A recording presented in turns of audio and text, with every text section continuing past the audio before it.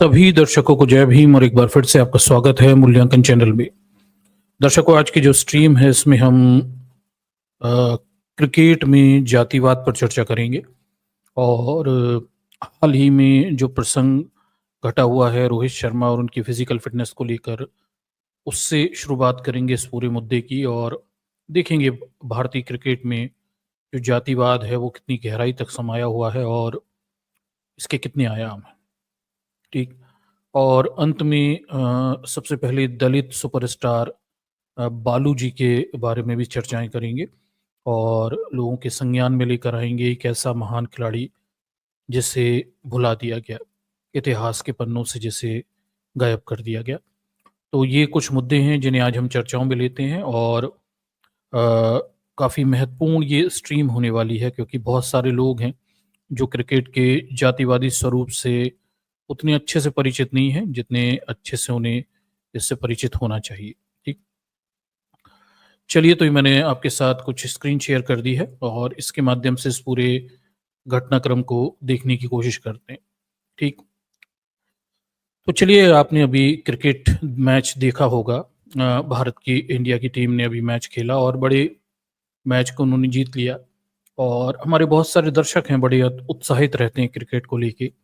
जब मैंने ये स्ट्रीम लगाई हुई थी और तो उन्हें लगा मैं रोहित शर्मा पे बात करने वाला हूँ और काफ़ी सारे लोग रोहित शर्मा के फ़ैन हैं होंगे। मुझे लगता है कि काफ़ी सारे लोग रहते हैं जिन्हें क्या बोलते हैं, क्रिकेट के जातिवादी स्वरूप की उतनी बेहतर जानकारियाँ शायद नहीं रहती।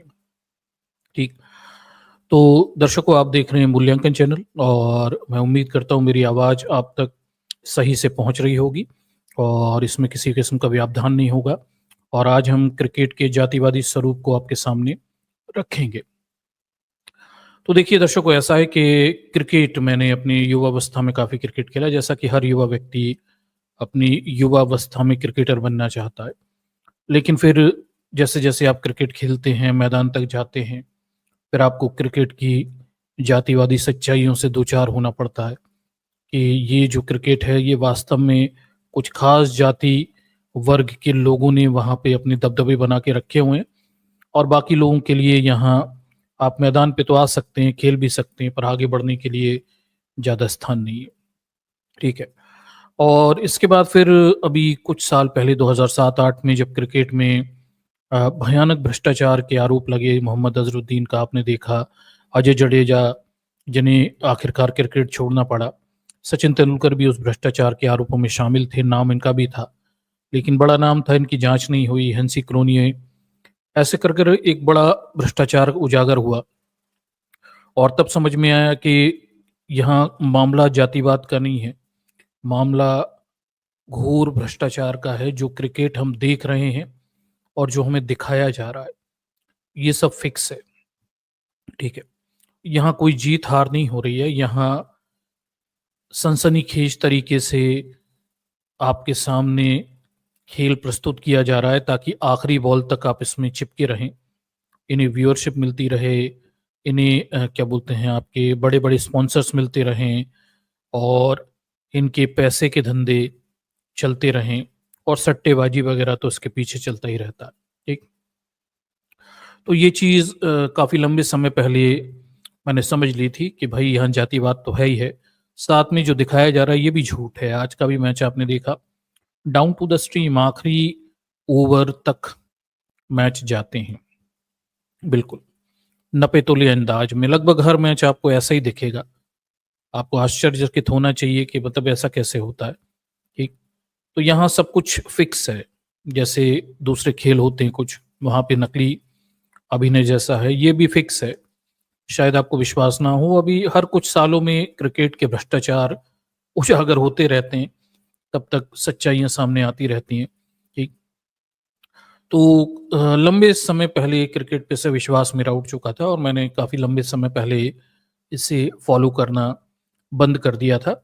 एक बड़ा कारण ये भी है कि जिस टीम ने आज मैच जीता है उसमें शायद एक यादव है, वो अकेला है ओबीसी समाज से, बाकी सब तो सवर्ण हैं। तो फिर मन में एक प्रश्न ये भी होता है दलित होने के नाते, क्या सवर्णों की इस जीत को मुझे सेलिब्रेट करना चाहिए? क्यों? कोई ब्राह्मण रोहित शर्मा जीत ले, मेरा क्या लेना देना है इससे।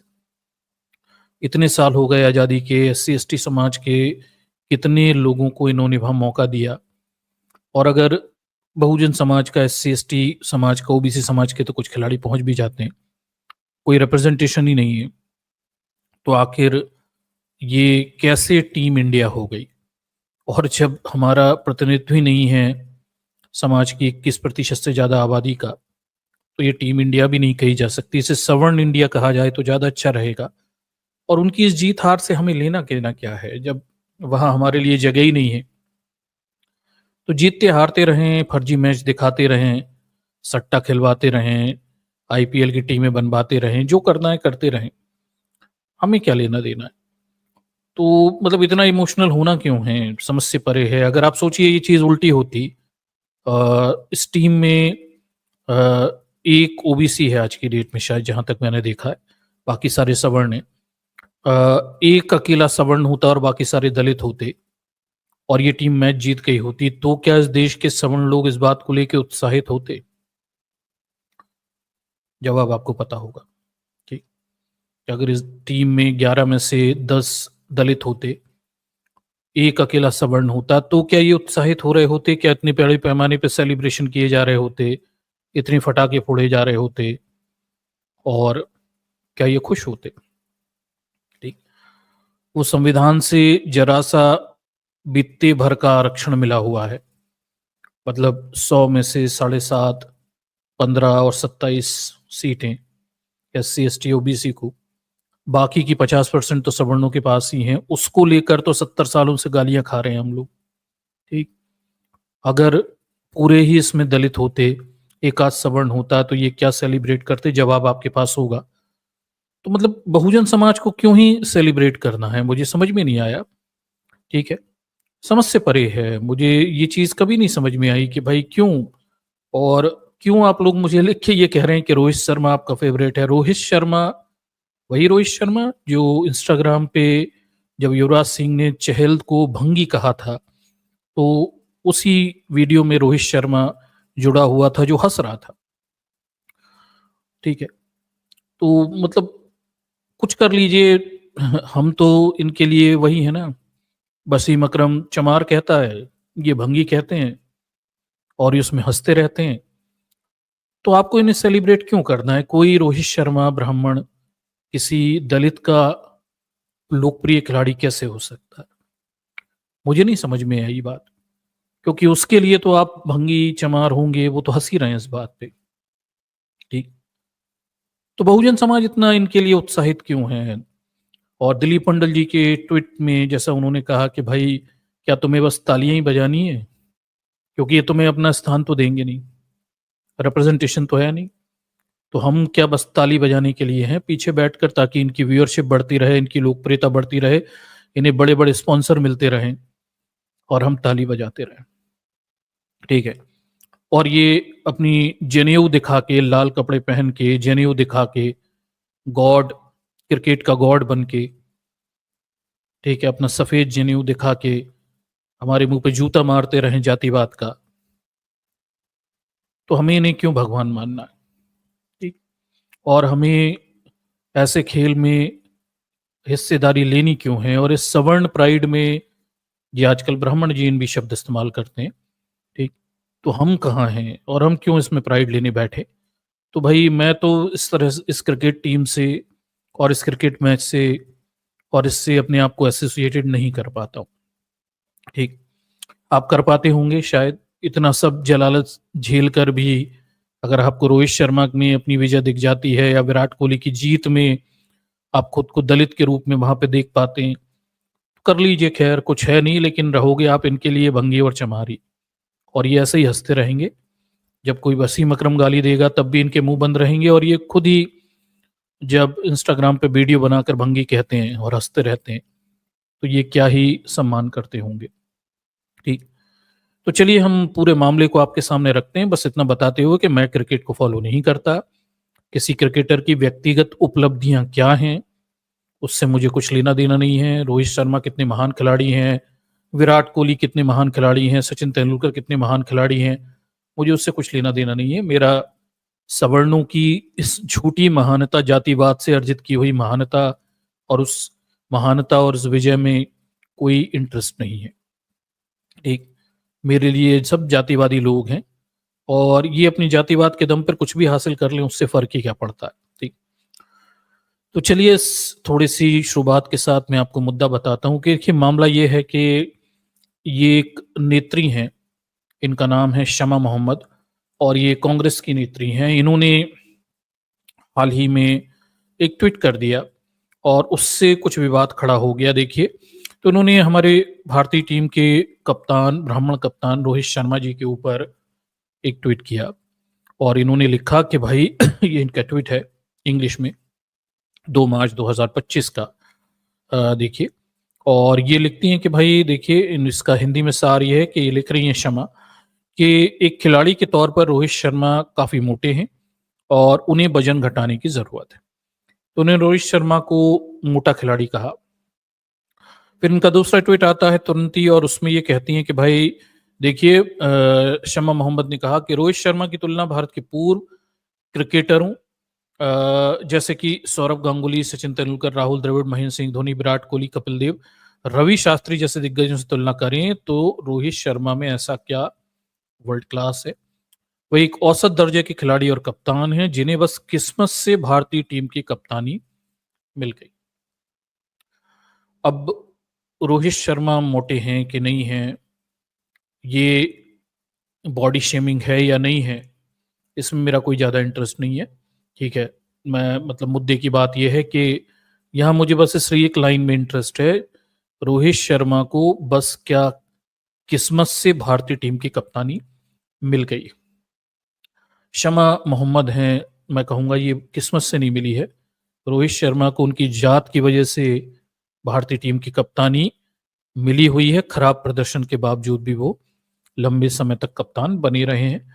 मामला जातिवाद का है, ये किस्मत विस्मत वाला मामला नहीं है, जातिवाद है जिसे छुपाने की कोशिश की जा रही है। ठीक, जब ये मामला हल्ला मचा तो फिर कांग्रेस ने इससे किनारा कर लिया। शमा मोहम्मद ने अपना ट्वीट डिलीट कर लिया। बाद में वो सफाई भी देती हैं कि वो बॉडी शेमिंग नहीं है, बल्कि खिलाड़ी की फिटनेस के संबंध में उन्होंने कहा था, और वो मानती हैं कि खिलाड़ी को हमेशा फिट होना चाहिए। उन्हें लगता है कि रोहित का वजन थोड़ा ज़्यादा है, और इस आगे वो कहती हैं कि भाई बिगर कारण ही उनके ऊपर हमले किए जा रहे हैं। ठीक है, उन्होंने अपना स्पष्टीकरण भी दे दिया इस बात को लेके।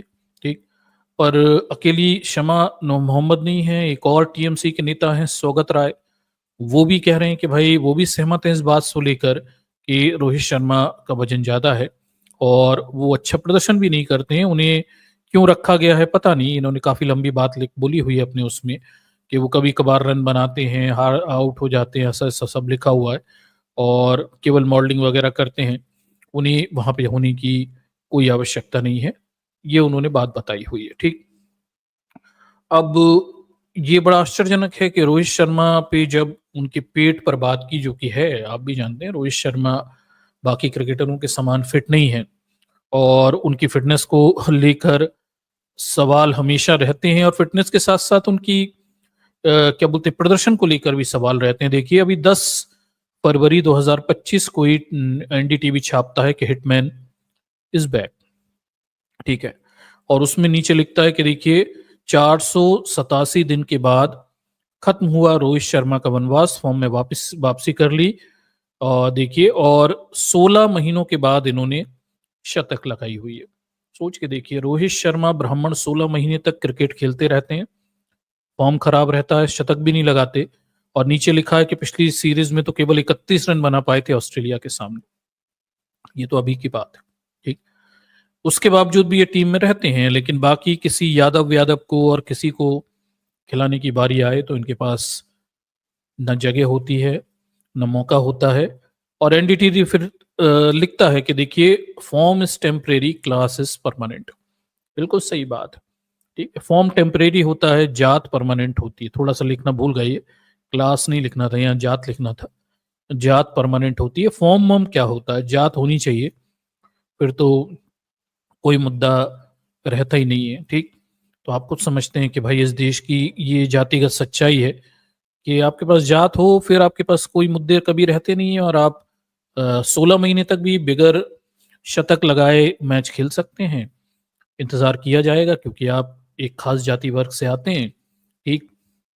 और भई योग्यता की तो कोई बात है ही नहीं, काबिलियत की तो कोई बात इस देश में ना कभी थी, ना अभी होती है। देखिए, एक पुराना शेर है, बड़ा गंदा महिला विरोधी शेर है, आप जानते होंगे इसकी 2 लाइनें हैं कि खुदा जब हुस्न देता है तो नज़ाकत आ ही जाती है, ठीक? और इसी को अपन थोड़ा-सा चेंज कर लें कि खुदा जब जात देता है, तो काबिलियत आ ही जाती है, ठीक है? तो बस रोहित शर्मा के पास जात है, 16 महीने तक ये कुछ ना भी करें, तो भी टीम में रह सकते हैं, लेकिन कोई रिंकू सिंह, कोई और यादव, वो कितने भी शतक लगाए, कुछ भी करे, उनके लिए अंदर घुसना बहुत मुश्किल है और वो लगभग बूढ़े हो जाते हैं जब तक अंदर उन्हें जाने दिया जाता है। कोई अंबाती रायडू तो बेचारा बूढ़ा होकर सन्यासी ले लेता है, मुश्किल से ही मौके दिए जाते हैं, ठीक? तो आप समझ सकते हैं कि किस तरह से जातिवादी सिस्टम यहाँ पे काम करता हुआ दिखाई देता है। मुझे तो आश्चर्य ये है कि ऐसे लोग आपके नायक कैसे हो सकते हैं, ठीक है? और ये नायक हैं जिनके दम पे आप इनके साथ खुद को एसोसिएटेड आप कैसे कर सकते हैं, समझ से परे है। पर चलिए ठीक है, ये देश में जातिवाद चलते ही है। अब इसमें देखिए कि रोहित शर्मा के फ़ॉर्म पे भी पर शिकायतें थीं, उनकी फ़िटनेस पे भी शिकायतें थीं। समा मोहम्मद अकेली नहीं हैं जिन्होंने रोहित शर्मा के मोटापे पे बात की हुई है।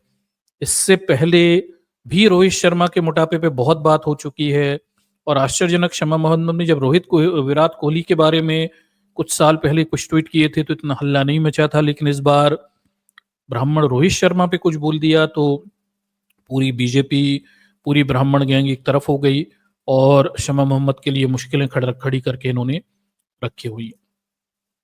तो मतलब एक पूरा तंत्र है जो एक हो जाता है, किसी ब्राह्मण पे आप कुछ बात कहो, तो ये सब एक हो जाते हैं, भले ही किसी पार्टी में क्यों ना हो, विरोध करने के लिए ये एक हो जाते हैं और ये फिर मुश्किल कर देते हैं किसी का भी वहाँ पे टिका रहना, ठीक?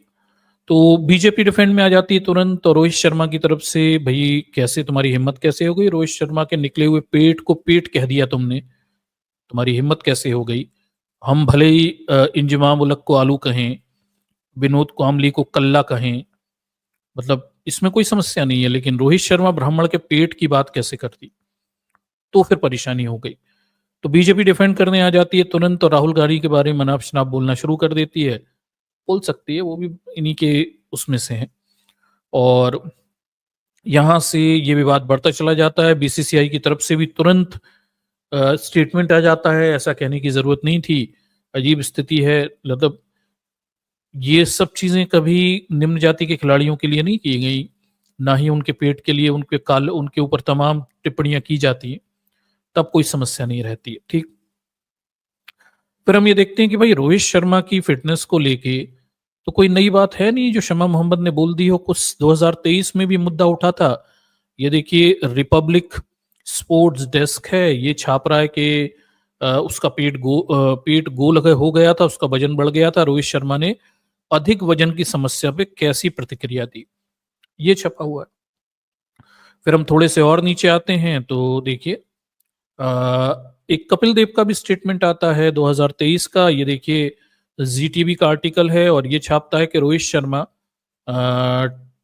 शर्मा टीवी पर मोटे दिखते हैं और ये कपिल देव नाराज़ हैं इनसे। कपिल देव ने भी 2023 में कहा, वो कहते हैं कि देखिए कपिल देव कहता है कि भई फिट रहना बहुत ज़रूरी है, एक कप्तान के लिए तो ये और भी ज़्यादा ज़रूरी है, अगर आप फिट नहीं हैं, तो शर्म की बात है। तो कपिल देव ने जब इसे मोटा कहा, वो रिपब्लिक डेस्क से भी इसे मोटा कहा गया। रोहित शर्मा की फ़िटनेस पे तो हमेशा से सवाल थे और वो एक खिलाड़ी के रूप में बाकी खिलाड़ियों की तरह फिट नहीं है, ये तो सच्चाई है। और कोई शमा मोहम्मद अगर फिटनेस कह दें तो फिटनेस का प्रश्न उठा दें तो इतनी तकलीफ क्यों है? मुझे लगता है वो एक मुसलमान है और एक महिला है। इस वजह से जब उन्होंने रोहित शर्मा ब्राह्मण के पेट फिटनेस पर प्रश्न उठाया, तो परेशानी खड़ी हो गई। और जब कोई कपिल देव कह दे, कोई बड़ा आदमी कह दे तो कोई समस्या नहीं है, ठीक? और वो दूसरी एक कॉम पार्टी के नेता हैं, शायद इसलिए इतना हल्ला इस बात का मचाया जा रहा है। पर मुझे लगता है इसमें जातिवादी फैक्टर ज़्यादा है, क्योंकि पूरा ब्राह्मण तंत्र एक हो जाता है जब किसी दूसरे ब्राह्मण को बचाने की बारी आती है। ये तो आप पहले भी कई बार देख चुके हैं, ये नई बात नहीं है, ठीक है? और ये सब हम पहले भी ये सब चीज़ें देख चुके हैं। ये हैं प्रियंका चतुर्वेदी, और ये आजकल कांग्रेस से जाकर पहुंच गई हैं उद्धव ठाकरे की पार्टी में।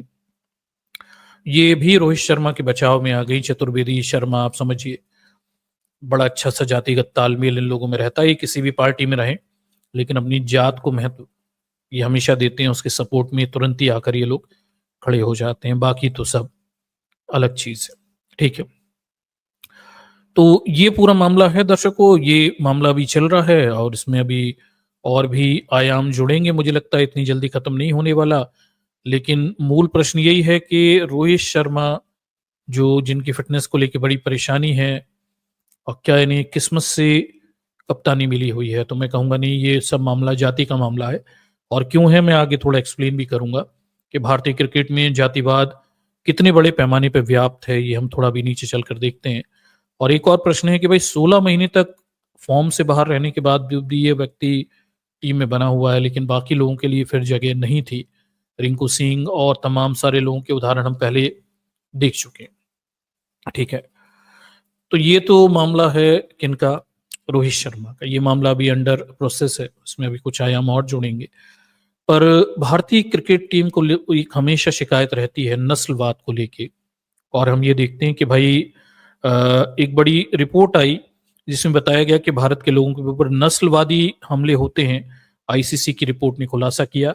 2023 जून 2023 की रिपोर्ट थी, जो बताती है कि भारतीयों पर नस्लीय हमले होते रहते हैं। ये देखिए, 82% लोगों भेदभाव का शिकार, आईसीसी की रिपोर्ट ने चौंकाने वाला खुलासा किया। अब ये नस्ली हमले की बात है, जय शाह तुरंत एक्टिव हो जाते हैं और फिर ऑस्ट्रेलिया में जो भारतीय खिलाड़ियों पर नस्ली टिप्पणी की जाती है, वो कहते हैं इसे बर्दाश्त नहीं किया जाएगा। ये भी मामला हमारे सामने दिखता है, ठीक? 2021 का मामला है। लेकिन प्रश्न ये है कि जब जातिवाद पर आरोप लगते हैं तो ये सारे लोग कहाँ घुस जाते हैं बिल में, और ये आवाज क्यों नहीं उठाते? क्योंकि बीसीसीआई पर इसी समय जब ये नस्ली हमलों के विरोध कर रहे हैं, तब इनके ऊपर जातिवादी होने के भी आरोप लगे हैं। देखिए, द टाइम्स ऑफ इंडिया छापता है, ठीक है? इनके जातिवादी होने के बारे में कई सारे घटनाक्रम छपते हैं। और हम आज की स्थिति देख लेते हैं, पहले फिर पीछे जाते हैं कि आज की स्थिति में भी अगर हम देखें तो देखिए, ये जय शाह है, ये क्या बोलते हैं, ये आईसीसी में पहुंच गए, इंटरनेशनल क्रिकेट काउंसिल में पहुंच गए, और वहां के ये क्या बोलते हैं, देखिए क्या बोलते हैं, ये वहां पे इन्हें पद मिल गया है, चेयरमैन का पद मिल गया है। बाकी की क्रिकेट कंट्रोल ऑफ बोर्ड है, इसमें भी अगर आप देखेंगे तो देखिए, प्रेसिडेंट रोजर बिन्नी है, सीईओ इसके हिमांग अमीन है, फिर ये वाइस प्रेसिडेंट राजीव शुक्ला है। ये राजीव शुक्ला के पास तो पता नहीं कौन सी शुक्लाधारी चुंबक है, कांग्रेस हो या बीजेपी, ये हमेशा भारतीय क्रिकेट कंट्रोल बोर्ड में ऊंचे पद पर ही रहते हैं। पता नहीं क्या जादू है इनके पास, ठीक? उसके बाद सेक्रेटरी देख लीजिए, सेकिया जी सेक्रेटरी बने हुए हैं, मेंस कोच बने हुए हैं, गौतम गंभीर बने हुए हैं 2024 से, और वुमेन्स कोच अमूल मजुमदार बने हुए हैं, ठीक है? उसके बाद ट्रेजरर हैं प्रभजीत भाटिया, चीफ सिलेक्टर हैं अजीत अगरकर, अरुण धुलमे। कुल मिलाकर ये मोटा मोटा है कि आज की जो टीम है, जो ये जो इंडियन क्रिकेट कंट्रोल बोर्ड है, जिसकी वर्थ 2.1 बिलियन की बताई जा रही है, यहाँ पर कोई आपको दलित नहीं दिखेगा, शायद ओबीसी भी नहीं है मेरे ख्याल से। सब सवर्णों के कब्जे में ये पूरा इंडियन क्रिकेट कंट्रोल बोर्ड है। 2.1 बिलियन डॉलर की ये संस्था सवर्णों के कब्जे में बनी हुई है, और यही लोग ये ताकत रखते हैं कि किस खिलाड़ी का चयन होगा, किस खिलाड़ी का चयन नहीं होगा।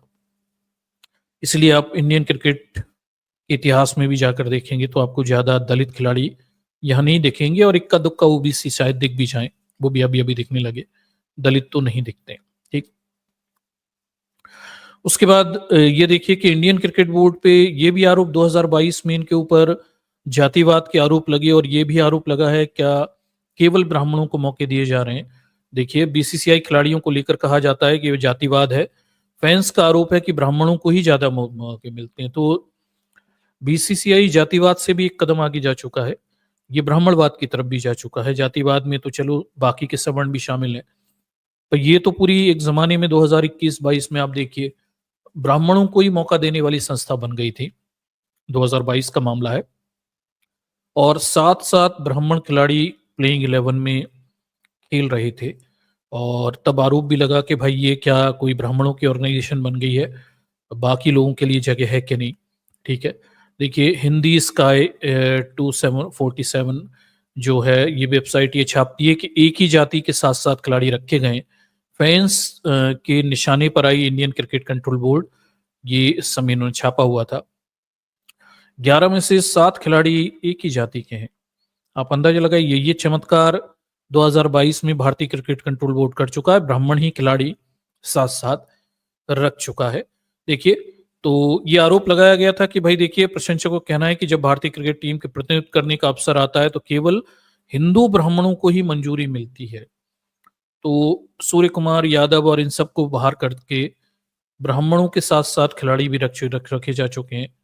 ये भी इस समय हो चुका है।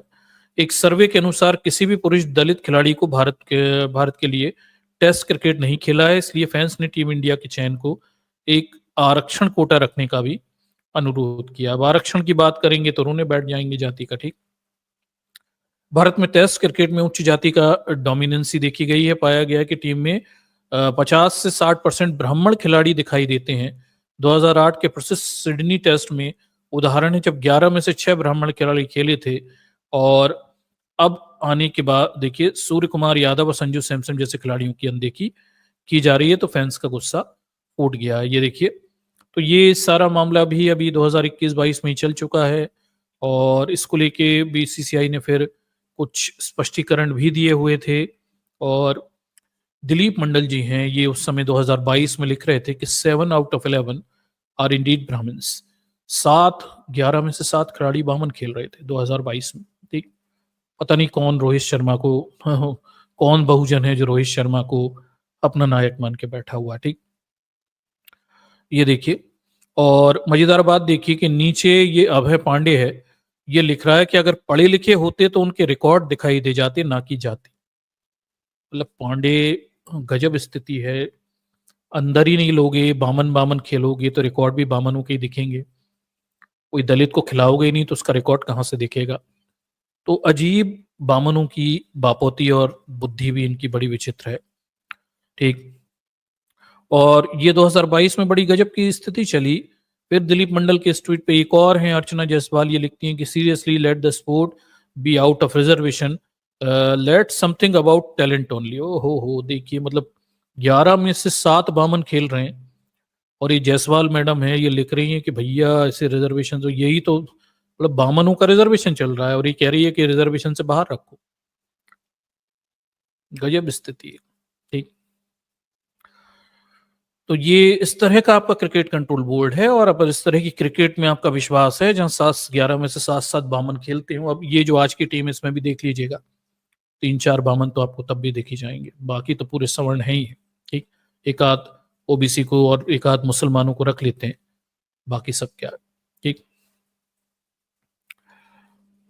ये देखिए, तो ये विवाद लंबा सारा चलता रहा, और इस पे काफी कहासुनी उस समय हुई थी, और बीसीसीआई की काफी भद भी पिटी हुई थी।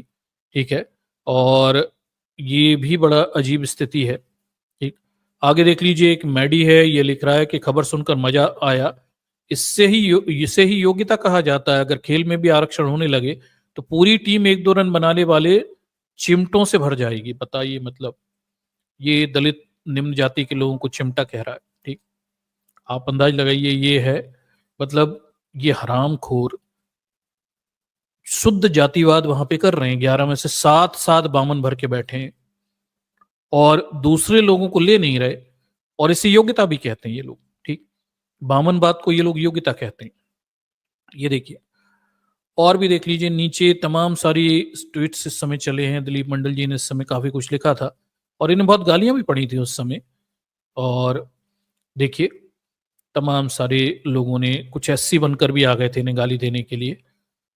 तो ये अभी ज़्यादा दूर की बात नहीं बता रहा हूँ, थोड़े समय पुरानी बात बता रहा हूँ आपको। अगर आप किसी स्वप्न लोक में रह रहे हो और इस टीम की जीत में आपको अपनी जीत दिखती है, तो ये मात्र 2022 की बात हो रही है अभी। और ये जो अभी टीम जीती है इसमें भी कोई ज़्यादा अंतर नहीं है, एक अकेला यादव है, बाकी सब तो सवर्ण, एक मुस्लिम है और एक यादव है।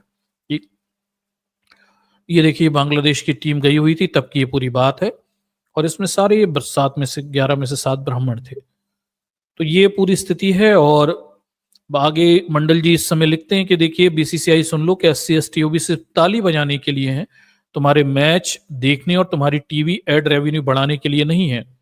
फिल्म इंडस्ट्री को ये बात समझ में आते आते आते आते उसका हजारों करोड़ का नुकसान हो चुका है, तुम भी अपना देख लो, हम मैच नहीं देखेंगे तो बर्बाद हो जाओगे। तो ये आपकी क्रिकेट टीम की आज की स्थिति है, बहुत पुरानी स्थिति नहीं है।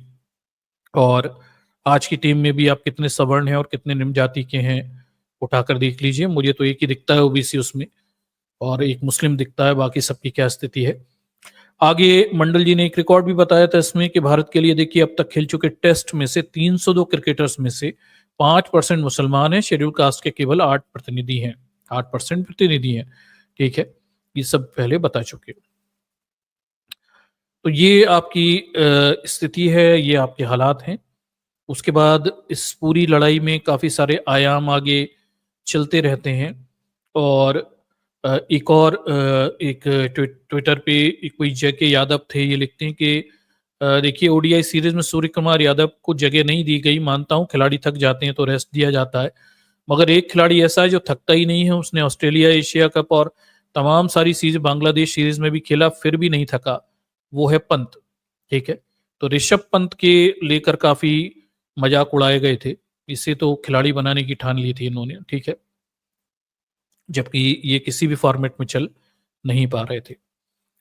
ये देख लीजिए संजू सैमसन जो हैं इन्हें भी बाहर कर दिया गया था उस समय, तब भी ये विवाद चल रहा था।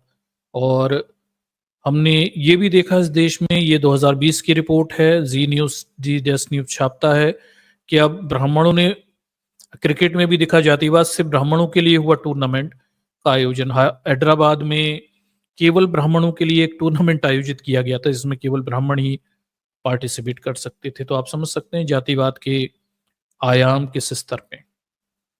ठीक है, क्रिकेट टुडे करके वेबसाइट है, ये लिखती है कि देखिए प्रशंसकों ने सचिन तेंदुलकर को लेकर जातिवाद को बढ़ावा देने और अपनी पत्नी के अपमान करने का आरोप लगाया। 2020 का ये रिपोर्ट है। और ये सचिन तेंदुलकर की जो जातिवादी चरित्र है जो अभी तक छुपा हुआ था क्रिकेट के मैदानों में, और अब रिटायरमेंट के बाद वो उसे खुलकर प्रदर्शन कर रहे हैं, उसे बताती हुई रिपोर्ट है। ये पूरा मामला देखिए, क्रिकेट के भगवान क्या कर रहे हैं यहाँ पे, कई लोग तो अभी भी इन्हें भगवान मानते हैं। तो इसमें बताया गया 47 वर्षीय तेंदुलकर अपने मुंबई के अपने घर में मंदिर के सामने स्टूल पर बैठकर भगवान गणेश की आरती करते हुए अपनी एक तस्वीर पोस्ट की हुई है। उन्होंने तस्वीर पर मराठी में कैप्शन लिखा है कि सभी को गणेश चतुर्थी की शुभकामनाएं। उस तस्वीर में सचिन लाल कुर्ते के ऊपर सफेद जनेऊ पहन के दिखाई दे रहे हैं। तो ये क्रिकेट के भगवान हैं। मतलब सचिन तेंदुलकर शायद जीवन भर क्रिकेट खेलता रहा होगा, और इसका सामाजिक जीवन तो क्या ही रहा होगा, इसने कुछ सामाजिकता सीखी ना सीखी, लेकिन इसने जातिवाद और जनेऊ दिखाना तो सीख ही लिया। ठीक है, तो ये देखिए ये काफी उस समय ट्रोल हुए थे इस पूरी अपनी इस पिक्चर के लिए। ठीक, ये सचिन तेंदुलकर हैं और ये बैठे हुए हैं, और आप खुद देख सकते हैं आदमी लाल कपड़े पहने हुए ब्राह्मण जनेऊ दिखा रहा है, और इसकी वाइफ नीचे बैठी हुई है बिल्कुल ब्राह्मणिकल सिस्टम के अनुसार। आदमी स्टूल पे बैठा हुआ है, वाइफ नीचे बैठी हुई है, इसकी वाइफ डॉक्टर है। लेकिन ये जातिवाद नहीं छोड़ सकते, ये जो जाति से मिली सुपीरियरिटी है ये नहीं छोड़ सकते। और सबसे आश्चर्यजनक स्थिति ये है दर्शकों के, मतलब इस आदमी के पास सब कुछ है, एवरीथिंग, लोग इसे क्रिकेट का भगवान कहते हैं, तो भी जनेऊ इसे क्यों चाहिए? तो कौन सी सुपीरियरिटी नहीं है इस आदमी के पास? तो ये जाति की सुपीरियरिटी क्यों चाहिए और इसका दिखावा क्यों करना? मतलब ये पिक्चर पोस्ट की ही इसलिए गई है कि इस व्यक्ति को अपना जनेऊ दिखाना है, नहीं तो ऐसे कौन कुर्ते के ऊपर जनेऊ पहनता है?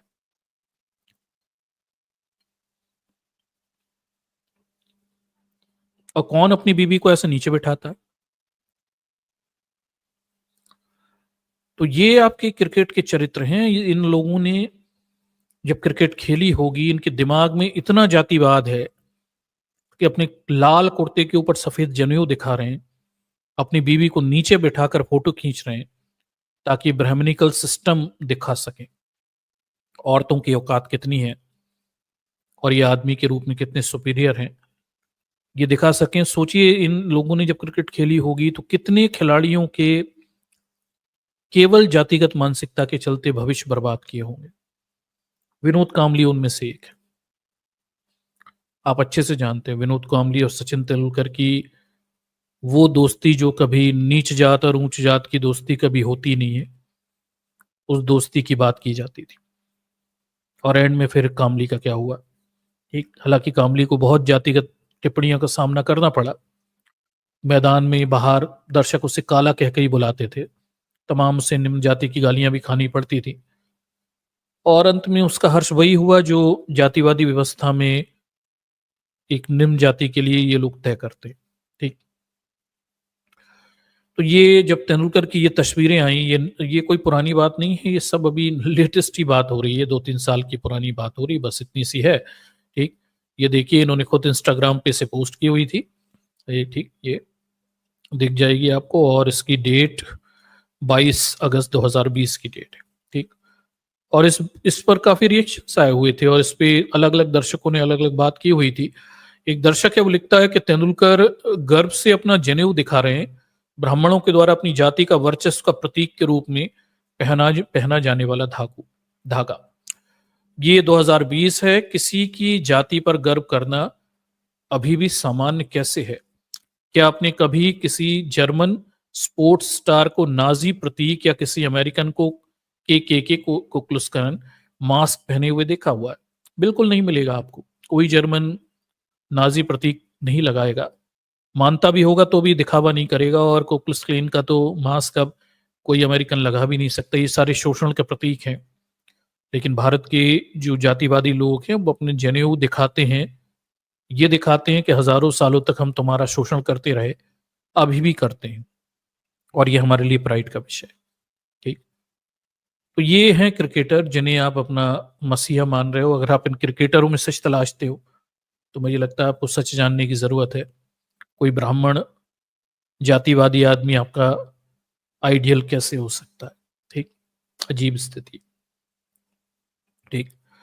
आगे देखिए एक और वो था रिएक्शन देने वाला उपयोगकर्ता, वो लिखता है कि पितृसत्ता की ओर इशारा करते हुए कहता है कि उसकी पत्नी अंजलि फर्श पर बैठी थी जबकि सचिन स्वयं स्टूल पर बैठा हुआ था। तो वो तो पिक्चर जानबूझ के ऐसी बनाई गई थी ना, उन्हें दिखाना ही यही था कि ट्रेडिशनल ब्राह्मण हैं वो आज भी, और जनेऊ पहनते हैं और बीबी को जूते की नोक पे रखते हैं, तो भले ही वो डॉक्टर क्यों ना हो, भले ये 10वीं पास हो क्यों ना हो, ठीक। यही तो दिखाना था, ठीक है। आगे देखिए फिर इसमें यह भी लिखा हुआ है कि एक और बल्लेबाज थे सुब्रमण्यम बद्रीनाथ, पर भी जनेऊ दिखाने और संस्कृत सीखने का प्रचार करने के लिए जातिवाद का आरोप लग चुका था। एक और बड़ा था क्रिकेटर सुब्रमण्यम बद्रीनाथ, ये भी जनेऊ दिखा रहा। दर्शकों ये 21-22 अभी की बातें हो रही हैं, ये मैं कोई 70-80-100 साल पुरानी बातें नहीं कर रहा हूं। और ये इन्हीं लोगों की तो तस्वीरें आपके घरों में लगी होंगी शायद क्रिकेटर के रूप में, अगर आप क्रिकेट फॉलो करते हैं तो। क्या ये जातिवादी कीड़े आपके नायक हैं? और क्यों किसी बामन की अभी भी 2025 में चाटना है? मुझे नहीं समझ में आता बहुजन समाज इतना भोला क्यों है और क्यों उसे बामन ही चाहिए चाटने के लिए। अजीब स्थिति।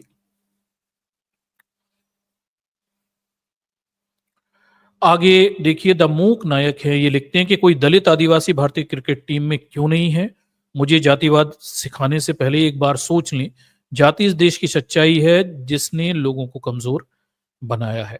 ये द मूक नायक से पोस्ट किया गया था, और ये पोस्ट था किसका? ये परमिंदर जो हैं, परमिंदर अंबर जो थे, जेएनयू के शोधार्थी हैं, उनका एक पोस्ट था, वो इन्होंने यहाँ पे लिखा हुआ है। देखिए कोई दलित आदिवासी भारतीय क्रिकेट टीम में क्यों नहीं है? मुझे जातिवाद सिखाने से पहले एक बार सोच लीजिए, जाति इस देश की सच्चाई। ये पोस्ट था, और ये जो पोस्ट है ये अभी 2023 का है, 22 अक्टूबर 2023 का पोस्ट है। और ये बड़ा गंभीर प्रश्न उठाता है कि क्या कारण है? कोई SC/ST समाज से कोई व्यक्ति क्रिकेट टीम में क्यों नहीं है? आप 2025 में हैं। जब इस देश का प्रधानमंत्री ये कहता है कि भाई हमने दलित समाज से एक महिला आदिवासी राष्ट्रपति बना दी और एक SC समाज से राष्ट्रपति बना दिया, तो मैं कहता हूँ भाई क्रिकेट टीम में भी 2-4 को पहुँचा के दिखाओ ना। मतलब यहाँ पहुँचाने में क्या तकलीफ है? हमें राष्ट्रपति-वाष्ट्रपति नहीं बनना है। हमारे बच्चों को यहाँ मौके दे दीजिए ना करोड़पति बनने के, ठीक। तो ये अजीब स्थिति है और मुझे दुःख इस बात पे है कि मतलब कुछ लोगों ने मुझे अभी कमेंट किए कि रोहित शर्मा पे मतलब आप इतने भोले हैं कि आपको नहीं पता रोहित शर्मा कौन है? और कोई रोहित शर्मा जैसा ब्राह्मण आपका नायक कैसे हो सकता? किसी कोई भी व्यक्ति जिसने अपनी जीवन भर प्रिविलेज लिया हो कास्ट का, वो किसी बहुजनों का नायक कैसे हो सकता है? भले ही वो ये क्यों ना कहे कि वो जातिवाद को नहीं मानता। नहीं मानते लेकिन आप प्रिविलेज तो पूरे उठाए हो ना जातिवादियों ने। ना मानने से क्या होता है? फ़ायदे तो पूरे मिले हैं आपको। ठीक। तो अजीब स्थिति है ये देखिए, ये आपकी टीम की सच्चाइयाँ हैं और ये सवर्ण टीम है और जीत भी सवर्णों की है। दलितों का इससे कुछ लेना-देना है नहीं और क्रिकेट में ना हमारा पार्टिसिपेशन है और ना हमारी कोई भागीदारी है। हाँ, ताली बजाना चाहें तो बजा लीजिए, क्योंकि आपको इस देश में बस ताली बजाने के लिए ही रखा गया है, ठीक? बाकी अच्छी जगह के आप हो ना मंदिर मस्जिद की लड़ाइयाँ लड़ने के लिए हो, वहीं पर लड़ो, ठीक है? भाई दलितों का काम क्या है? मंदिर मस्जिद की लड़ाइयाँ लड़ो, हिंदू हो तो हिंदू बन के लड़ो, दूसरा धर्म अपना लो तो भी मंदिर मूर्ति की लड़ाई लड़ो। लड़ना बस आपको मंदिर मूर्ति की लड़ाई ही है। इससे ऊपर कभी आईटी और तमाम सारे कंप्यूटर और साइंस टेक्नोलॉजी यहाँ तक तुम्हें नहीं पहुँचने देंगे। धर्म कोई सा भी अपनाओ, लगा तुम्हें वो मंदिर और मूर्तियों की लड़ाई पे ही देंगे, ठीक? कोरा पे प्रश्न पूछा गया था इस बात को लेके कि बीसीसीआई में कितना जातिवाद है, तो इसका शाही सिंह जवाब देते हैं 8 महीने पहले दिल्ली यूनिवर्सिटी से कि बीसीसीआई में कितना जातिवाद है ये समझना पड़ेगा। विशेष जाति के होने के कारण आज शिवम दुबे टीम में हैं। ये 10 में से 1 मैच में चल जाते हैं बस और इसका सरनेम टीम में बने रहने के लिए काफ़ी है। यही तो हालत रोहित शर्मा की भी है, ठीक? मतलब 16-16 महीने जो व्यक्ति शतक नहीं मार पाता, वो कप्तान भी है और टीम में भी है। क्योंकि ठान लिया इसे क्रिकेटर बनाना ही। जैसे राहुल द्रविड़ को इन्होंने मना ठान लिया था कि भाई भाई तुझे तो क्रिकेटर हम बना के रहेंगे, तू कितना ही खेल ले बस जब तेरे बस की हो तब। अब यार खेलते ही रहोगे तो सीख ही जाओगे ना आउट होके, ठीक? तो राहुल द्रविड़ को भी इन्होंने ऐसे क्रिकेटर बनाया था, बस टीम में डाल दिया, हटाना ही नहीं है, अच्छा खेलो बुरा खेलो, कभी तो खेलोगे। ऐसे वो सीख गया था खेलना, ठीक? आगे फिर देखिए कि आगे वो नीचे लिखते हैं कि भाई रिंकू सिंह का टैलेंटेड आदमी है मगर उसका सरनेम इनकी तरह नहीं है, एक पिछड़ी जाति से आता है इसलिए बाहर बैठा हुआ, ठीक? आगे फिर देखिए, फिर क्रिकेटर सूर्य कुमार यादव की जाति पर चर्चा हो रही है। ये भी एक बड़ा आर्टिकल सत्य हिंदी ने छापा हुआ जब सूर्य कुमार यादव टीम में आए। जनवरी 2023 का ये आर्टिकल है। तो लोग उनकी जाति तलाश रहे थे, इनकी जाति क्या है वास्तव में। और ये लिखते हैं कि सूर्य कुमार यादव इन दिनों क्रिकेट में तूफानी बैटिंग के लिए चर्चाओं में है, लेकिन सुर्खियों में उनकी जाति को लेकर भी खूब बनी हुई। आखिर ऐसा क्या है कि उनकी जाति पर बहस हो रही? ठीक, ये देखिए। आगे वो लिखते हैं कि क्या हमारे समाज में किसी हिंदू को उसकी जाति से परे रखकर देखना संभव है? डॉक्टर भीमराव अंबेडकर जब जात पात तोड़क मंडल के सम्मेलन के लिए अपना अधीक्षण वक्तव्य तैयार कर रहे थे, तभी उन्होंने ये सवाल उठाया था। उनका कहना था कि हिंदू समाज के भीतर रहकर जाति को तोड़ना संभव नहीं है। जाति तोड़ना है तो हिंदू धर्म को तोड़ना होगा। इस वक्तव्य से जात पात तोड़क मंडल इतना दुखी हो गया कि उसने डॉक्टर अंबेडकर से ही नाता तोड़ लिया। उन्होंने डॉक्टर अंबेडकर के प्रस्ताव वापस ले लिया। बाद में यही वक्तव्य जाति के विनाश नाम की पुस्तक के रूप में छपा हुआ था। ठीक है, तो दर्शक कुल मिलाकर बात यह है कि आप जातिवाद को खत्म नहीं कर सकते। डॉक्टर अंबेडकर कहते हैं आपको इस धर्म को ही खत्म करना पड़ेगा। ठीक, कम से कम जातिवाद तो खत्म नहीं हो सकता और कोई विकल्प है नहीं। ठीक, आगे देखिए, फिर ये सूर्य कुमार यादव की जो जाति को लेकर चर्चाएं चल रही थी, उस समय बहुत इंटरेस्ट था लोगों का। इंटरेस्ट क्या था? एक दुख था कि निम्न जाति का व्यक्ति कैसे इतना अच्छा क्रिकेट खेल सकता है। ये प्रिविलेज तो ब्राह्मणों के पास है ना, ठीक। जाति होनी चाहिए, बाकी योग्यता तो वो ले ही आते हैं खिला खिला के। उसके बाद यहाँ पे एक बहुत बढ़िया बात लिखी हुई थी कि भाई, एक पत्रकार थे प्रभाष जोशी, ये बड़ी फेमस उस समय हिंदी के पत्रकार हुआ करते थे।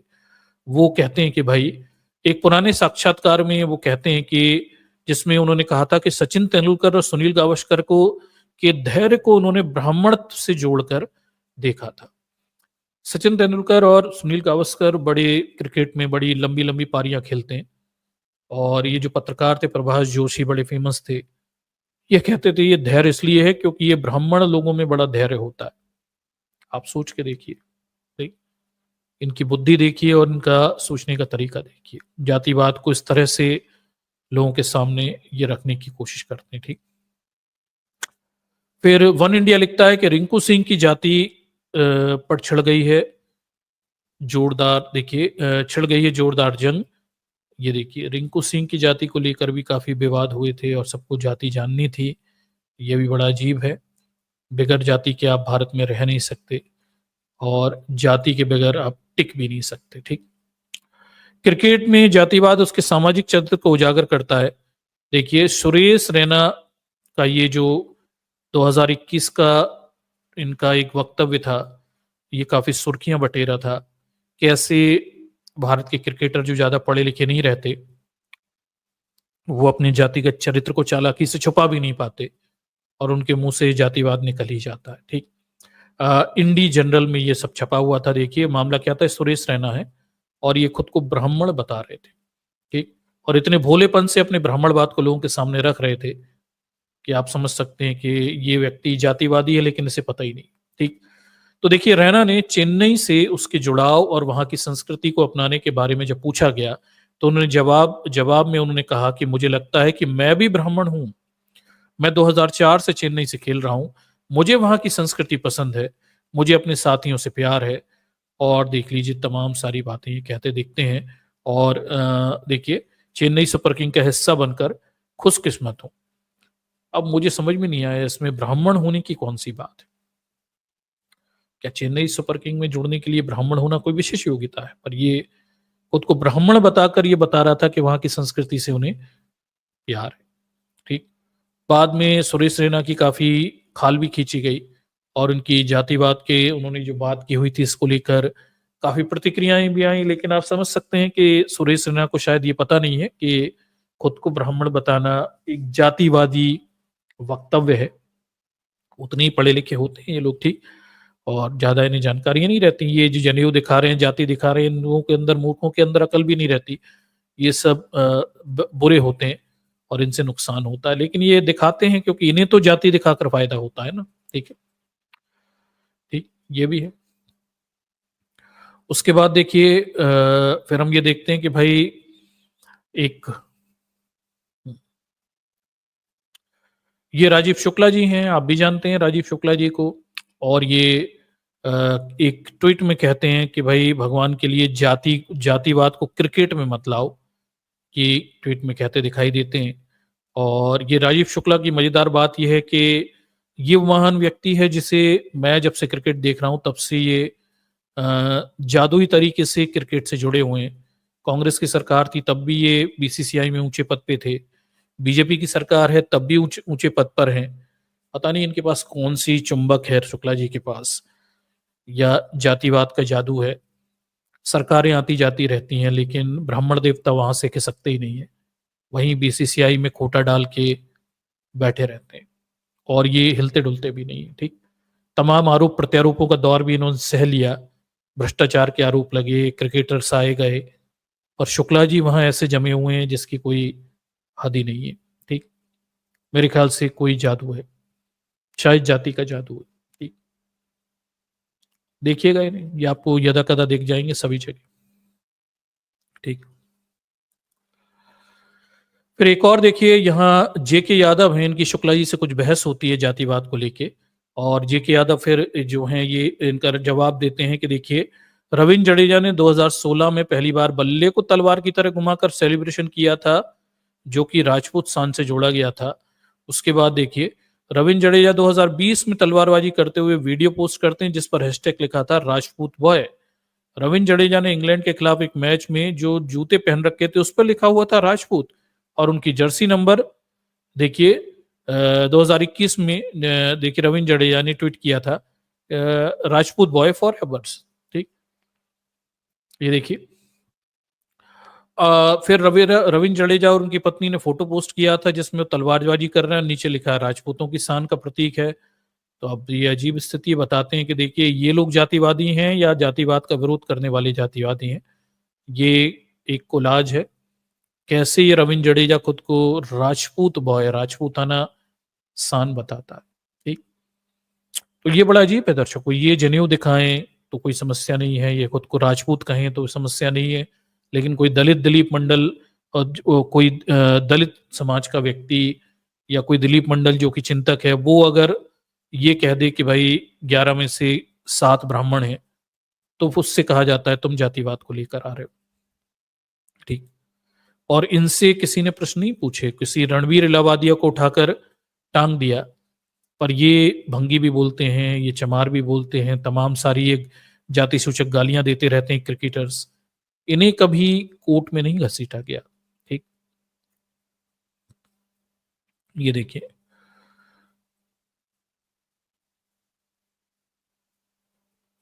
एक और ट्वीट था, देखिए यहाँ पे पुनीत कुमार सिंह ने लिखा था कि आखिर चंद्रकांत पंडित को गौरव यादव क्यों पसंद नहीं है, और गौरव यादव को उनकी वजह से फिर जहां छोड़कर जाना पड़ा था। ठीक है, ये देखिए गौरव यादव थे और 32 साल की उम्र रणजी खेलने के लिए मध्य प्रदेश छोड़कर पौंडीचेरी चले गए थे, क्योंकि वहां के कोच चंद्रकांत पंडित जी से इन्हें पसंद नहीं किया करते थे। ठीक, ये काफी लंबा छपा हुआ था, 2024 का ही ये मामला है। तो किस स्तर पे जातिवाद यहाँ पे चल रहा है आप अंदाजा लगा पा रहे होंगे, और जातिवादी व्यवस्था हमारी क्रिकेट टीम में किस तरफ हावी है। ऐसा कोई सा भी क्षेत्र जहाँ पे आरक्षण नहीं होते, वहाँ ये जातिवादी कीड़े जो हैं अपने जातिवाद का नंगा नाच करना शुरू कर देते हैं, और वहाँ ये किसी के लिए फिर जगह ही नहीं छोड़ते हैं। इनके कब्जे इस तरह से हो जाते हैं कि बाकी लोगों के लिए कोई जगह फिर नहीं रहती है। ठीक, आप समझ सकते होंगे, और क्रिकेट का भगवान अपना जनेऊ दिखा रहा है, अंदाजा लगाइए।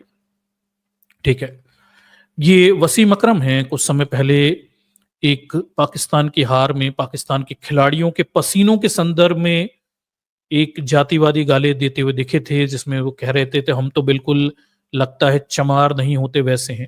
ठीक, यानी खिलाड़ियों के पसीने के संदर्भ में ये बात कह रहे थे। मूक नायक ने छापी हुई थी, और तब ये बात छपी भी हुई थी कि वो कह रहे हैं कि मैं इस बात के लिए पूरी तरह से तैयार हूं कि लोग आयोजन स्थल पर उन्हीं का एहसास करें, लेकिन प्रतिभा को कभी भी दिखना चाहिए। हम पूरी तरह से, आगे बोला था उन्होंने, चमार की तरह दिखते हैं, अकरम ने कहा हुआ था। खिलाड़ियों के लिए कहा था, हारे हुए पाकिस्तानी खिलाड़ियों के लिए कहा हुआ था। ठीक, तो ये कह के निकल जाते हैं। उस समय द प्रिंट पे दिलीप मंडल जी ने लिखा था कि शायद पाकिस्तान में कोई डॉक्टर अंबेडकर या मायावती जैसे लोग नहीं हुए, इसलिए वो चमार जैसी गाली देके शायद बच के निकल भी जाएंगे, या इनके देश में सुधार ही नहीं हुआ किसी किस्म का। ठीक, ये वसीम अकरम है, और ये आपने खुद देखा होगा। इस समय आश्चर्यजनक बात है कि वसीम अकरम का विरोध किसी ने नहीं किया, ना बीजेपी निकल कर आई, ना किसी और ने विरोध किया। बहुजन समाज के कुछ लोगों ने तो विरोध किया, लेकिन इस आदमी का ना तो रोहित शर्मा ने विरोध किया, किसी ने विरोध नहीं किया। तो इस देश में जाति सूचक गाली देना कोई समस्या नहीं है, लेकिन रोहित शर्मा को मोटा कह देना फिर वो बड़ी परेशानी हो जाती है, उससे बड़ी समस्या है। सत्य हिंदी कुछ समय पहले एक आर्टिकल लिखता है 2021 में, और वो कहता है कि कोहली और बुमराह क्या जातिवाद के खिलाफ बोलेंगे।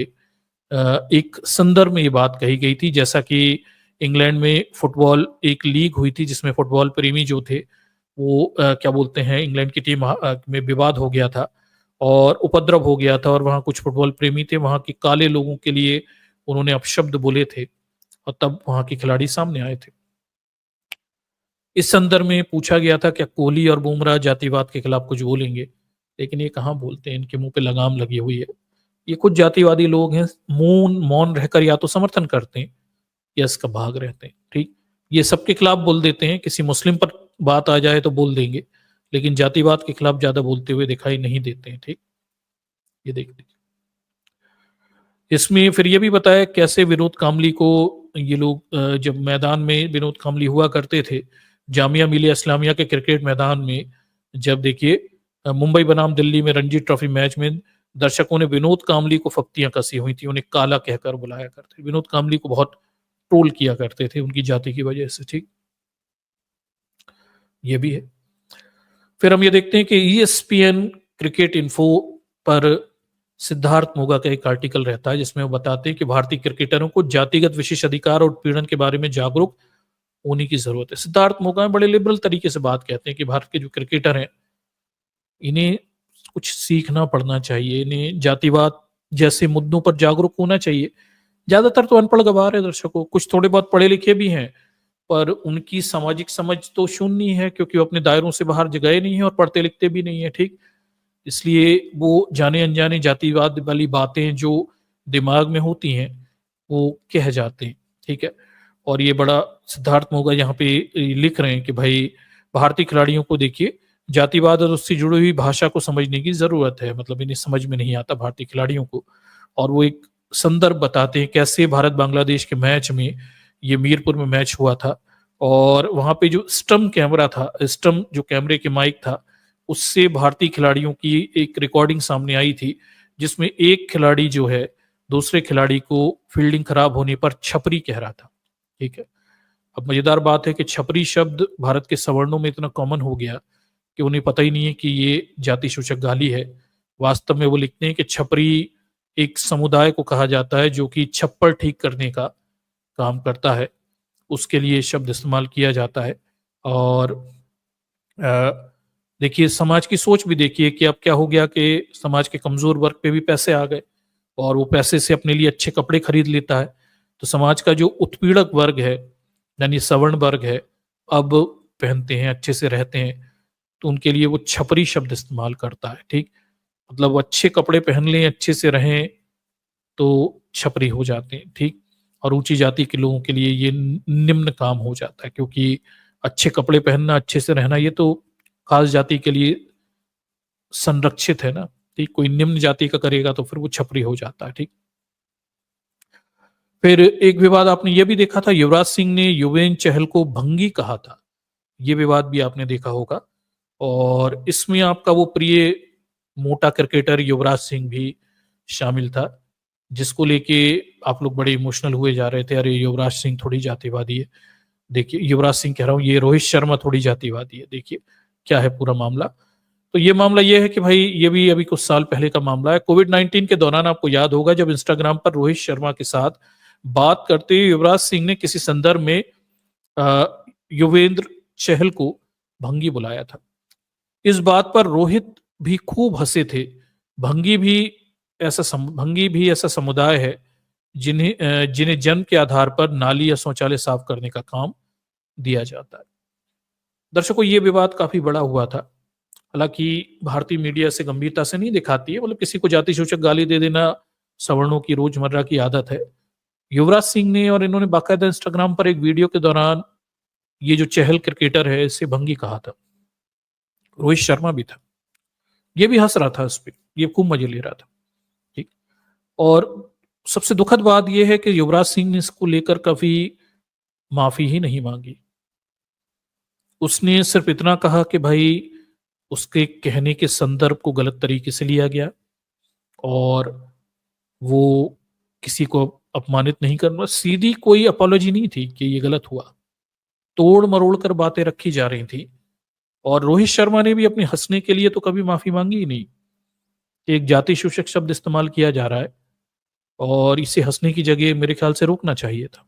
ठीक, तो इसकी खुद की मनोदशा जो रोहित शर्मा है, आप इस घटनाक्रम से अंदाज लगा सकते हैं कि आप इनके कितने भी बड़े फैन हो जाएं, बामनों की कितनी भी चाट लें, शुद्ध हिंदी में बोलूं, इनके लिए आप भंगी और चमारी रहोगे। ठीक, तो आप कर सकते हैं, नायक भी मान सकते हैं, इनके अच्छे क्रिकेट में, छक्कों में आप मजा भी उठा सकते हैं, लेकिन इनके लिए आप भंगी और चमारी हो। इस सच को कभी भूलिएगा मत। ठीक, ये बदलेगा नहीं, ये तो आपको वीडियो बनाकर बता रहे हैं कि आपके लिए आपकी औकात इनके लिए आखिर है क्या। ठीक है, आगे लिखा हुआ है कि इस सब बात पर युवराज सिंह की आलोचना हुई थी तथा उन्होंने माफी तो नहीं मांगी थी, लेकिन ये कहा था कि गलत समझा गया था, उन्हें गलत समझा गया था और उन्हें अनजाने में किसी को दुख पहुंचाया हो तो खेद प्रकट किया था। मतलब भंगी बोलकर, हंसकर इन्होंने माफी नहीं मांगी हुई, सिर्फ इतना कह दिया कि गलत समझ लिया गया था और अनजाने में दुख। अनजाने में क्या होता है भाई, खुलेआम भंगी बोल रहे हो तुम वीडियो बनाकर, अनजाने में क्या है। तो ये पूरा मामला है, इस पे हमारा देश का मीडिया कभी बात करता नहीं दिखेगा और कहीं कोई इस पे चर्चाएं नहीं होंगी। ये बड़ा सामान्य है, जातिवाद इतना सामान्य है कि आप जाति सूचक गालियां बक दो तो कोई मुद्दा नहीं होता। ठीक, कोई समस्या नहीं। ये देखिए,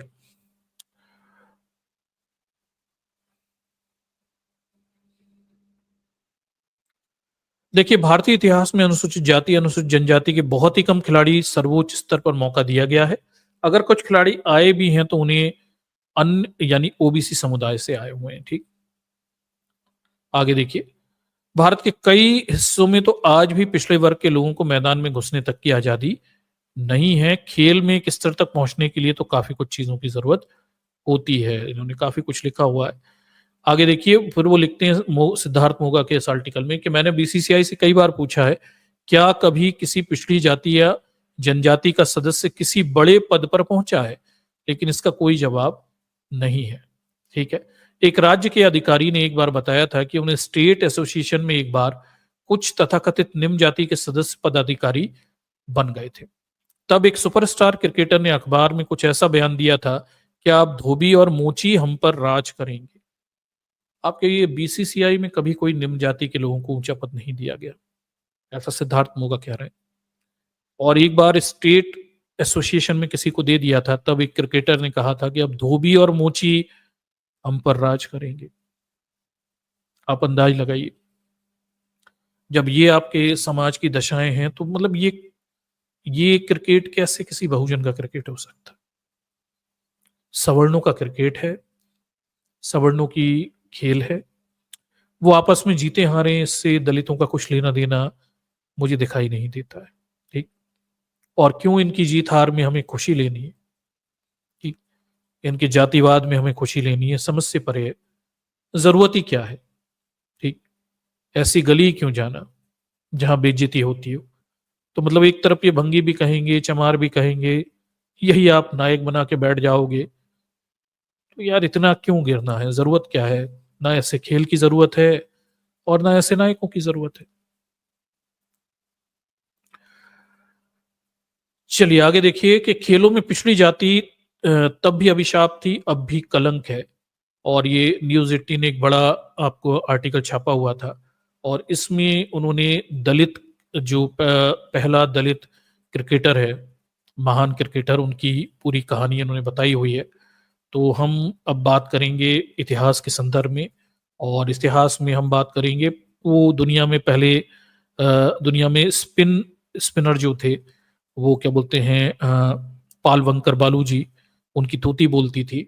और ये इन्हें बताया जाता है कि ये पहले दलित क्रिकेटर थे जिन्हें उनके साथी छूते भी नहीं थे और टीम में क्या बोलते हैं वही अच्छा खेला करते थे। ठीक, तो ये इतिहास का एक बड़ा खिलाड़ी है जिसे कभी महत्व नहीं दिया गया, इतिहास ने सम्मान नहीं दिया गया क्योंकि दलित समाज से आता है। और इनके रिकॉर्ड, कई रिकॉर्ड आज भी जीवित हैं बालू के, और ये बड़े महान क्रिकेटर स्पिनर हुआ करते थे। ठीक, लेकिन कभी सम्मान नहीं दिया गया। दो कौड़ी के लोगों को जो 16-16 महीने तक एक भी शतक नहीं बनाते, वो कप्तान भी हैं और उन्हें उनके पेट पर भी बात नहीं करनी है। एक इतिहास का एक ऐसा खिलाड़ी जिसने विदेश में जाकर 114 विकेट लिए, उसे आप कभी याद नहीं करेंगे, आप बालू का नाम कभी नहीं सुनेंगे। ठीक, तो देखिए पूरी मामला क्या है, देखिए तो इससे बड़े डिटेल में कहानी आपको कुछ साइट्स पे मिल जाएगी कि पहला दलित क्रिकेटर था जो टीम इंडिया की इज्जत बचाता था। ठीक है, और पालवंकर बालू 140 साल पहले क्रिकेट की दुनिया में ऐसे छाए कि राजा और अमीर भी उनके मुरीद हो गए। इस तरह का पूरा डिटेल उन्होंने छापा हुआ है और देखिए बताया जाता है कि 1911 में पहली बार भारत एक ऐसी क्रिकेट टीम बनी थी जिसमें हिंदू पारसी सभी खिलाड़ी थे। इस टीम को इंग्लैंड जाकर वहां की अलग अलग क्रिकेट टीमों के बीच मैच खेलना था। काउंटी क्रिकेट के लिए टीम पहली बार गई हुई थी। ठीक है, फिर इसमें बताते हैं कि हिंदू और पारसियों में गुटबाजी हो गई और टीम का बंटाढार हो गया।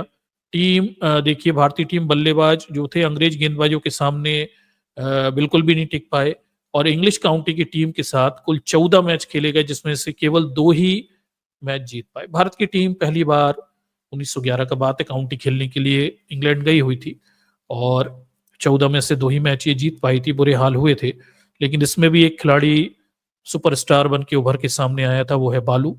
और उन्होंने 114 विकेट लिए। कहा जाता है कि वो 150 विकेट भी ले सकते थे अगर फील्डिंग अच्छी होती तो। ठीक, और ये रिकॉर्ड आज भी जिंदा है। ठीक है, आगे देखिए गेंदबाज ने पूरे दौरे में अकेले 114 विकेट लिए थे और देखिए क्या बोलते हैं उन्होंने कहर बरपाया हुआ था। ये बालू के बारे में। और इंग्लैंड के जो खिलाड़ी थे वो इनके मुरीद हो गए थे। ये तमाम सारी उनकी कहानी लिखी हुई है, पर फिर भी ये वो गेंदबाज थे जिन्हें कभी उनकी टीम के सदस्य छूते नहीं थे और मैदान में भी उनके लिए एक अछूत पानी लेकर जाता था। चाय भी पूरी टीम से अलग बैठकर मिट्टी के बर्तन में पीते थे और इनका नाम था पालवंकर बालू।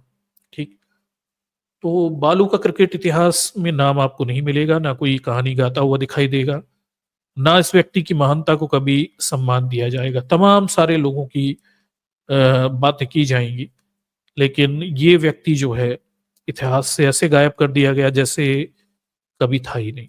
ठीक, आगे देखिए फिर क्या लिखा हुआ है इसमें। ये देखिए पालवलकर बानू स्पिन गेंदबाज में धार दिखा, सब लोग हैरान थे। ठीक, रामचंद्र गुहा ने अपनी जो किताब लिखी हुई थी, रामचंद्र गुहा की ये corner of foreign field the Indian history of British sports, इसमें इनके बारे में बड़ा एपिसोड इन्होंने कई पन्ने लिखे हुए हैं और बहुत सारी जानकारियां इन्होंने दी हुई हैं। ठीक है, रामचंद्र गुहा लिखते हैं कि अपनी किताब में कि हिंदू क्लब के कुछ तेलुगु सदस्य बालू को टीम में शामिल करने के पक्ष में थे, जबकि कुछ सदस्य यानी मराठी ब्राह्मण इनके सख्त खिलाफ में थे।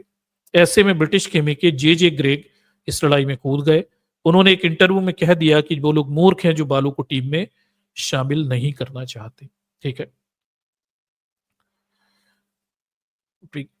आगे देखिए बालू के साथ कैसा दुर्व्यवहार होता था। बालू को टीम में शामिल तो किया गया था, लेकिन उसके साथ व्यवहार बहुत गलत हुआ होता रहता था। मैदान पर सभी खिलाड़ी उसी गेंद को छूते थे जिससे बालू छूते थे, लेकिन मैदान के बाहर ऊंची जात के खिलाड़ी उनके साथ छुआछूत और धार्मिक रीति रिवाजों का पालन करते थे। चाय विश्राम यानी टी टाइम के समय बालू को पवेलियन के बाहर मिट्टी की एक कुल्हड़ में चाय दी जाती थी, जबकि बाकी खिलाड़ी पवेलियन में बैठकर चीनी मिट्टी के कपों में चाय पिया करते थे। ये सब इंग्लैंड में भी किया करते थे, दर्शकों ध्यान रखिए, ये सारी जातिगत गंदगी ये इंग्लैंड में भी जाकर किया करते थे। ठीक, तो ये जातिवाद अपना वहां भी ले जाते थे।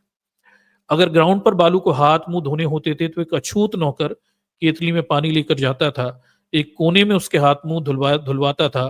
बालू लंच भी अलग थाली में बैठकर टेबल पर करते थे। ठीक, तो भारतीयों ने इतनी नीचता इतिहास में बरती है, इंग्लैंड में जाकर भी अपनी इस तरह का जातिवाद उन लोगों के सामने तब दिखाया करते थे। आप सोचिए जरा, मतलब अंग्रेज लोग क्या सोचते होंगे। आगे लिखा हुआ है देखिए, लेकिन बालू ने जब गेंदबाजी की तो अंग्रेज बल्लेबाजों की कमर टूट गई और वे अकेले बालू की वजह से ही मैच हार गए। ठीक, देखिए इस अछूत गेंदबाज ने एक मैच में 7 विकेट झटके, फिर उन्हें 17 में हाथी पर बिठाकर पूरे शहर में घुमाया गया था। ठीक, एक मैच की बात यहाँ पे अलग से हो रही। ठीक, एक सम्मान समारोह में उन्हें महान समाज सुधारक गोविंद रनाडे ने माला पहनाई हुई थी और इस दौरान हिंदू क्लब के ब्राह्मण खिलाड़ियों को समझाया था कि वे बालवंकर बालू के साथ खेल सकते हैं।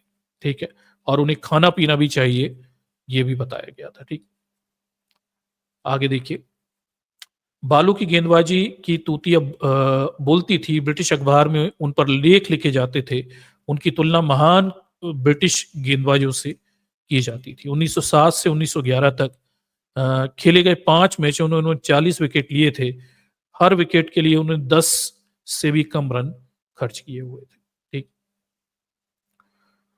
ये देखिए इंग्लैंड जाकर टीम ने भत पिटवा दी, लेकिन बालू छा गए थे। 1911 का मैच था, ये तो बता दिया। राजा जो थे, पटियाला के राजा भूपेंद्र सिंह की कप्तानी में ये टीम गई हुई थी वहां पे, और वहां पे बालू जो थे, ये देखिए सबसे आखिरी में ये खड़े हुए हैं, ये पटियाला के राजा हैं, उनके साथ की ये पूरी टीम का वो है। और इनका सबसे बेहतर प्रदर्शन था, 114 विकेट लिए थे, बताया जाता है 150 भी ले सकते थे, पर टीम अच्छी फील्डिंग नहीं कर पाई थी। ठीक, और फिर यह भी बताया जाता है कि 1946 में वीनू माकड़ ने 100 विकेट लिए थे, लेकिन काउंटी क्रिकेट में आज भी बालू का रिकॉर्ड वैसा का वैसा है, 114 विकेट लेने का। ठीक,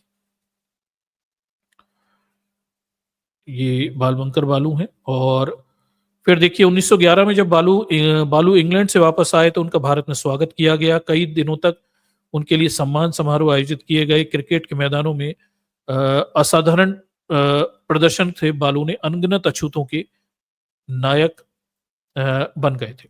ठीक है, उनकी प्रेरक बन चुके थे। उनमें से एक 20 साल के डॉक्टर भीमराव अंबेडकर भी थे।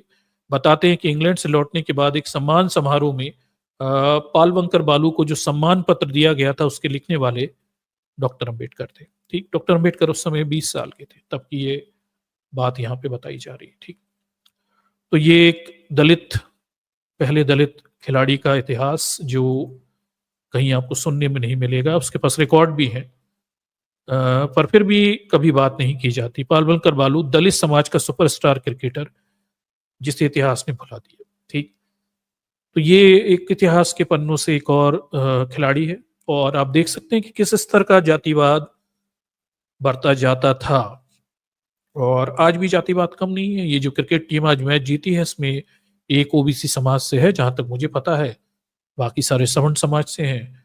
और इसी टीम पर अभी कुछ समय पहले, पिछले साल तक 7 ब्राह्मणों को खिलाने के आरोप लग रहे थे। तो आप समझ सकते हैं कि क्रिकेट में जातिवाद किस स्तर पे, और जहां भी आरक्षण नहीं होता वहां ये सवर्ण इसी स्तर पे अपनी जातिवाद को फैला के चलते हैं और खुलकर प्रदर्शन भी करते हैं। भारतीय क्रिकेटर वो जातिवादी लोग हैं जो अपनी जातिवाद को छुपाते नहीं है, समय समय पर गालियां देकर और अन्य प्रकार से इसका प्रदर्शन करते रहते हैं। मतलब कोई अपना जनेऊ दिखाता है, तो कोई भंगी चमार जैसी गालियां देकर प्रदर्शन करता ही रहता है। ठीक, और जो मूल प्रश्न है वो आज भी बना रहता है कि परमिंदर अंबर लिखते हैं कि कोई दलित आदिवासी भारतीय क्रिकेट में क्यों नहीं है।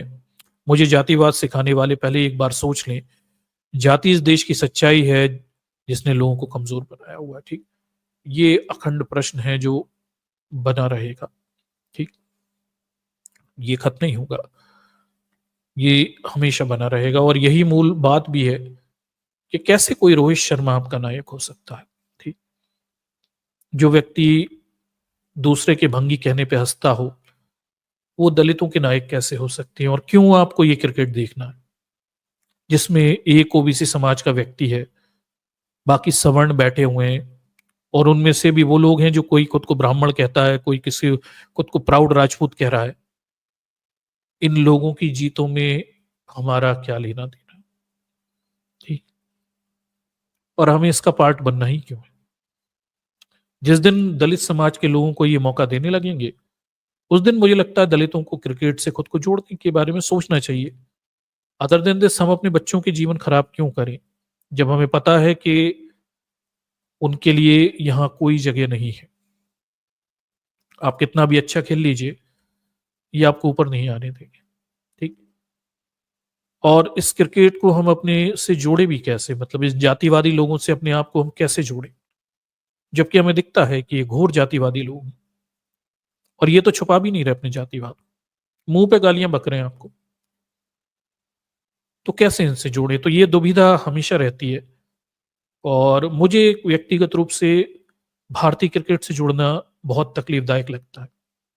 विदेशी क्रिकेटरों को तो मैं देख भी सकता हूँ और उनके अच्छे खेल की शायद सराहना भी करूं, पर ये जो भारतीय क्रिकेटर हैं, इनका जातिवादी स्वरूप मुझे ज्ञात है, और इनसे जुड़ पाना हमेशा ही बेहद तकलीफदायक है। ठीक, तो ये क्रिकेट की सच्चाइयां हैं, दुखद हैं, तकलीफदायक हैं, लेकिन यही तो सच है कि भारत जातिवादियों का देश है, और अगर जाति हो तो योग्यताएं तो आप कभी भी विकसित कर लेंगे। ऐसे क्रिकेट में चलता है। रोहित शर्मा क्रिकेट खेलता रहेगा जब तक उसकी इच्छाएं होंगी, और वो अभी 16 महीने तक शतक नहीं बनाया, आगे भी 16 महीने तक ना भी बनाए तो भी उसके लिए जगह शायद बनी रहेगी। ठीक, क्योंकि खास जाति के लोगों को टीम में अंदर लेकर खेलना सिखाया जाता है।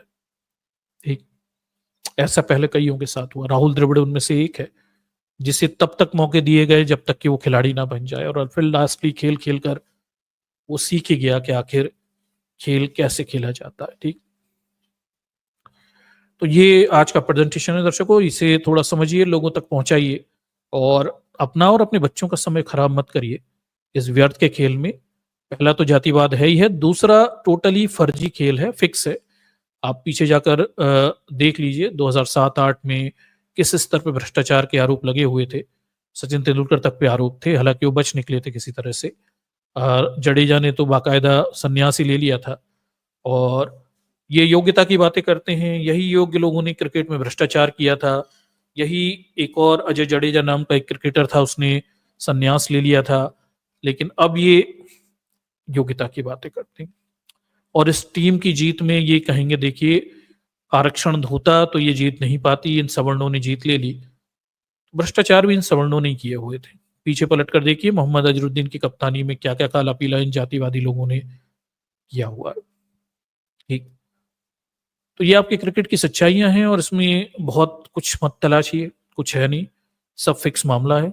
ऊपर बेबी शाह बैठा हुआ है, और वो तो पता ही है किस स्तर पे बड़ा खिलाड़ी है वो सट्टेबाजी का, और सब फर्जीवाड़े का खेल चल रहा है। आप अपना समय और ऊर्जा खराब मत करिए। दल बहुजन समाज को अपने बच्चों को सही दिशाएं देनी चाहिए। ठीक, भारत में खेलों में बहुत ज्यादा स्कोप कुछ है नहीं जातिवाद की वजह से, और खेलिए लेकिन आपको आगे बहुत संघर्ष करना पड़ेगा। ठीक, और अपने लिए कुछ वैकल्पिक रास्ते भी बनाइए, खेलना चाहें तो भी नौकरी पानी पढ़ाई लिखाई भी करते रहिए, क्योंकि भारत की सच्चाइयां, जातिवादी सच्चाइयां बहुत कठोर हैं। बहुत कम लोगों को ऊपर तक कुछ मौके मिल सकते हैं, बाकियों के तो जीवन ही खराब करने बैठे हुए हैं। ठीक, दुखद है लेकिन ये कड़वी सच्चाई। चलिए दर्शकों, तो इससे मैं यहाँ से एंड करता हूँ प्रेजेंटेशन को, और